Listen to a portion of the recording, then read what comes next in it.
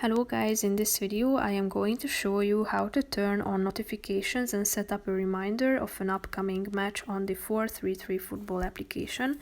But first I just want to mention, don't forget to subscribe to my channel because at 10,000 subscribers I am going to show you my whole YouTube revenue statistics and growth strategy, how to make money online. So let's jump into it. First of all, open the app on your phone, click on the menu icon down below and then tap on matches.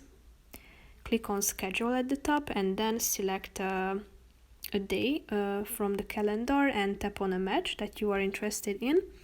Here you can find the overview of it, the live, the stats and the lineup of it. If you want to set up a reminder, click on the bell icon in the upper right corner of the screen, and once it is turned on, it turns to yellow, and if you want to turn it off, it turns back to the original icon. So that's how you can turn off and on a reminder.